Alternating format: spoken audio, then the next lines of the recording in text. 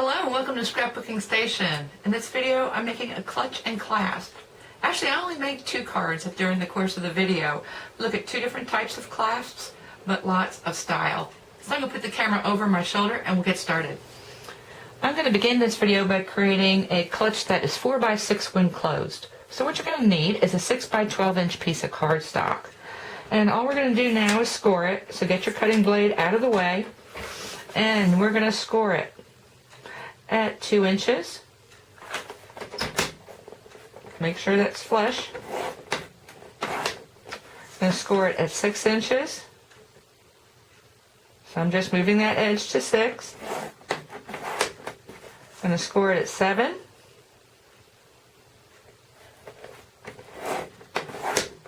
And I'm going to score it at 8.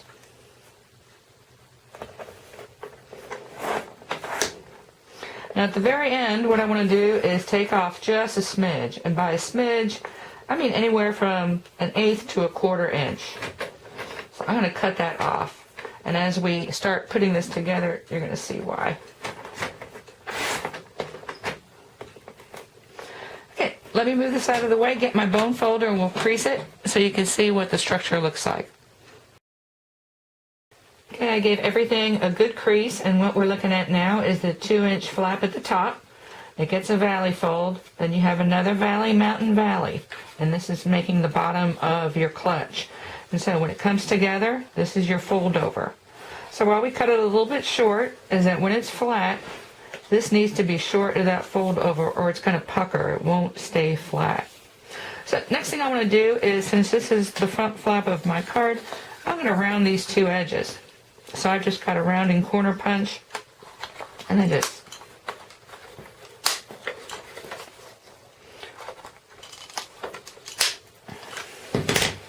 so now I've got something like this. Okay, I'm ready to work on the inside, and what I'm going to do is I've just got some panels to put on here, and I'm just going to stay within the large sections. So now I've got 5 other interiors to show you, and that's going to take about 3 minutes to go through, and then we'll be back with this piece.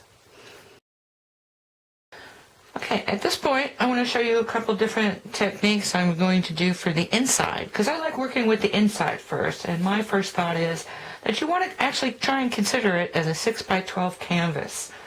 So starting over here, the only thing I'm going to do is cover with some pattern paper, and I'm going to go ahead and do this bottom portion as well on the inside of this card. Totally arbitrary. So I come in 1/4 inch smaller on each of my panels, and that gives me a 1/8 inch border. This guy I didn't score first because I knew I wanted to stencil, and it's much easier to stencil without a bunch of score lines. So I stenciled, and this is using a dandelion stencil from Paper Wishes. And so did that, and then I'm going to go in and go ahead and put in my score lines and go ahead and cut off that 1/8 inch on the bottom just to make it a little more elegant. Now this was the base I actually created in the when I was building the structure. And so if you're going to clip corners, now would be a good time to do that.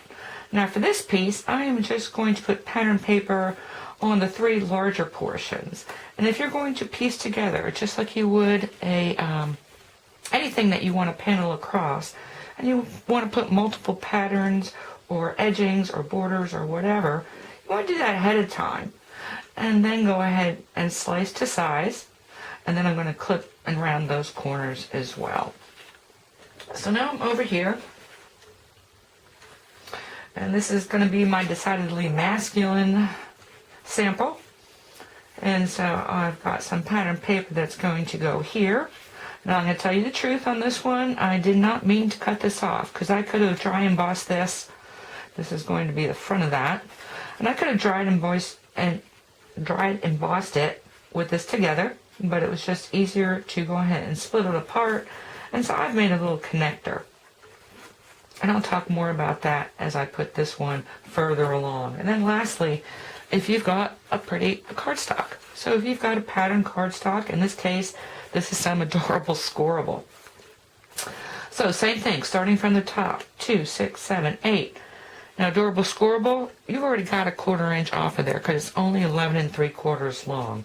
You know what? I also made it a little bit more narrow, so this is a 5 1/2. And when you're creating your own structures or base cards, you can make it whatever size you want. So keep that in mind as we move across. So I'm going to get all these panels put on here the way I want them, and then I'm going to flip these around and talk about the front. I know that was kind of bizarre throwing all those samples at you, but it was really just a matter of design. The structure didn't change all that much. So I did finish this one, and I decided to put a pocket, and so I just got sticky tape around the outside. This way you could slide something in here like a gift card or something like that, because it's always nice to have a clutch with some money in it. Now I'm going to flip this over, and so the only portions you really need to worry about are the top flap and then the bottom front. And if you want to stamp the back, this is actually the back, and if you were to look at this, this is the finished size of your closed card. So let me go ahead and flip this over, because I want to talk about 2 different clasp mechanisms for these. And in the first one, something on the front, which is going to be this diamond. It's actually just a square turned a little bit sideways. It's got to slide into something down on this bottom. So it's going to be going like this. Now when I attach it, I'm just going to attach it to the top portion, and then we'll look at placing this piece of the clasp. Okay, now to set this bottom half of the clasp, now it's going to be something on here that this isn't going to be able to slide into. So I'm going to hold this really flat. Here's my clasp. I just have a couple of little foam squares on there. I'll flip it over. And I know that's the center. And it just kind of depends. You can really go anywhere in here. And keep it center. I'm watching the pattern. Maybe a little further up. And I just got these foam squares kind of out of the way. And it wants to hold. The great thing is you've got this accordion down at the bottom. And so to unlatch it, it's just going to come like this. Last thing I'm going to do is add some more decorations. And these are Mix 'em Up Dazzles mixed with the suede. And this is just a dry embossed suede paper. Now let's go look through those other ones I showed you to look at the front and at the clasp. And so this is the one that had this kind of satin finish on the inside. So finished up like that again. Kind of more dazzles, the same sort of clasps. It's going to slide right in there. I did want to mention most of these papers come from Paper Wishes, if not all. But there are plenty of freebie animal skins, snake skins, crocodile, any kind of textile pattern you can imagine. Okay, so same on this one. Now on this guy, this was the one that had all of the die cuts that came with the artist card kit. And so this is just a couple, one of the longer die cuts, and it's going to slide into the border die cut. So it doesn't have to be all that persnickety. It's just tacked down on the edges. And that's going to work to hold this just fine. Now, let's see. This is the guy. I got a larger diamond this time. And to position this part of the clasp is just a loop. And so I actually created the loop, put it around there, glued the back, and then placed it. And that's how I got that to set up where it needed to set up. And nothing else except for a couple of, I think I used either glitter glue or Nuvo drops. Okay, that one goes in there. And my guide card. So this is really just a strip of paper that's got the Mega Flakes on it. So that is, I mean, it doesn't have to be much of anything because it wants to stay there. And then on the inside, more kind of a hodgepodgey look. Now the only real different piece is kind of this one. So this was the Adorable Scoreable. And notice you don't see the catch in here. So this tongue is kind of totally independent of the topper. So this is really just the decoration. And then one of the comments I got on the message board, and I think it's probably pretty valid, is when someone gets this, how do they know not to just tear it up? So anyway, that's something to keep in mind when you're designing this clasp. Okay, I'm going to leave pictures of all these finished pieces outside and in, so that's going to take a couple seconds. Then I just want to spend a minute talking about this little mini. because a mini little gift card holder is a perfect design for that sort of thing. So I'll just give you those dimensions, and then we're going to twist things around.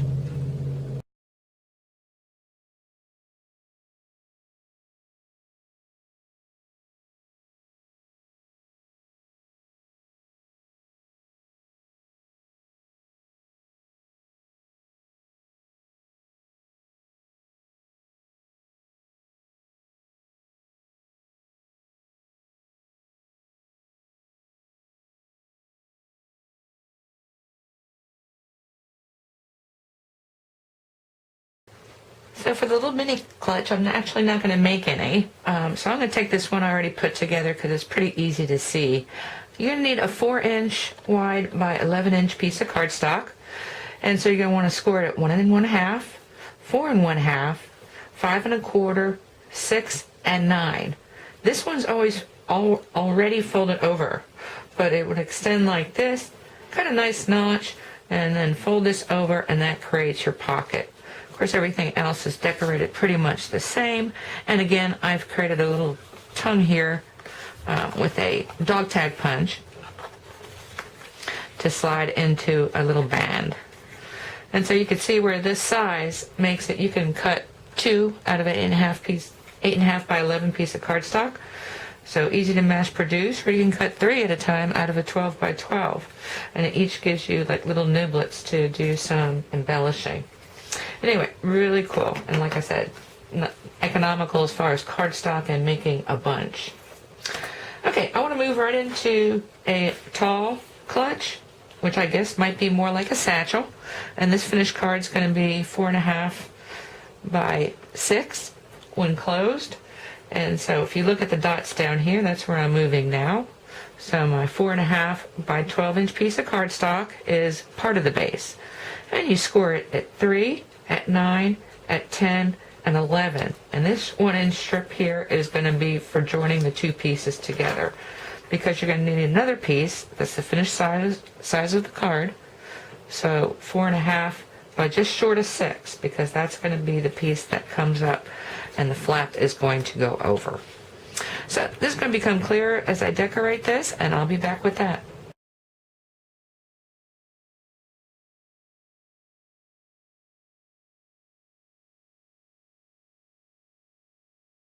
Okay, so this front panel that I attached, I first backed it with my leopard print. That's from Paper Wishes, but as I said, you can get them off the internet. Any kind of print or skin or fur you want. So it has a chevron, this cardstock that I got actually from the craft store, and I just kind of copied that to attach to my card base. And then this is the way it turned out.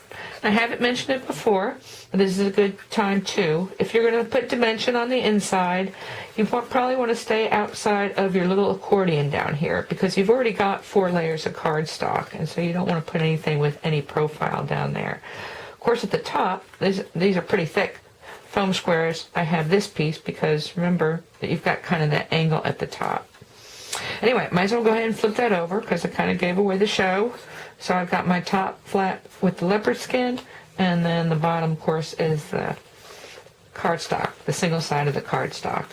Now I promised another clasp, or another type of clasp, and this is going to be it. So something on the bottom front of your card needs to pop through a hole in your top flap, so it can be folded through. And what we're looking at now, I have a compass, and I have this rectangle.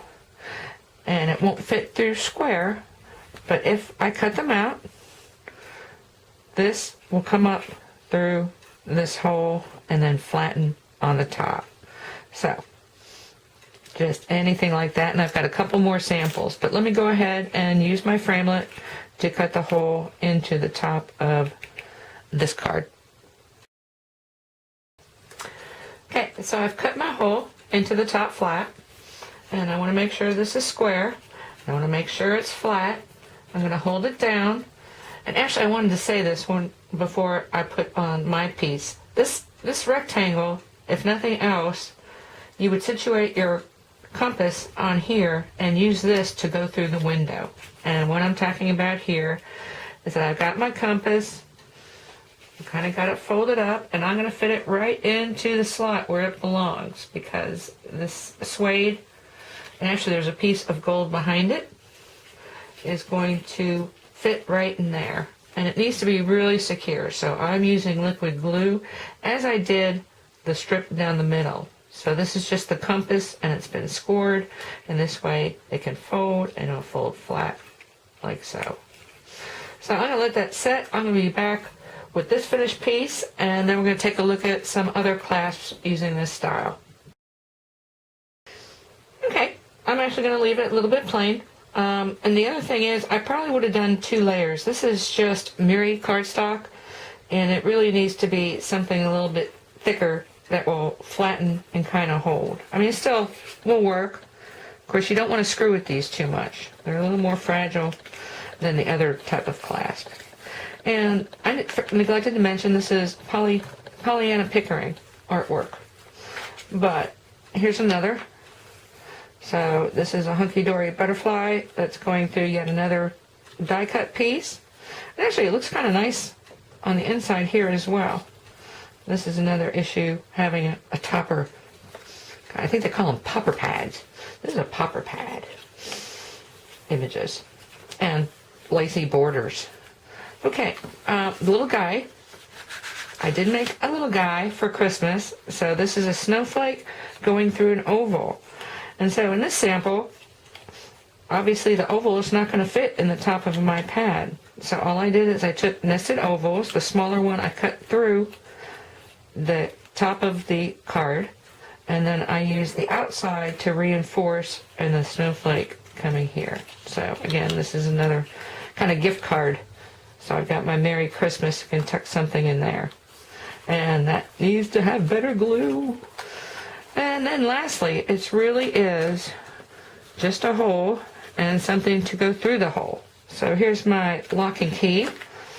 And this is a double key, so I've got front and back Miri. So I took my own advice on this. That goes through the keyhole and flattens out, and that is just really beautiful. So get creative with this. And the fun thing about this one is, once you pick up this, you've got an open lock. And then I'll just show you the inside. So this is a happy birthday and yet another pocket.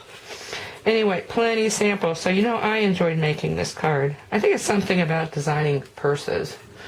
But anyway, plenty of styles, plenty of sizes, and I hope you give this structure a try. And thank you for watching.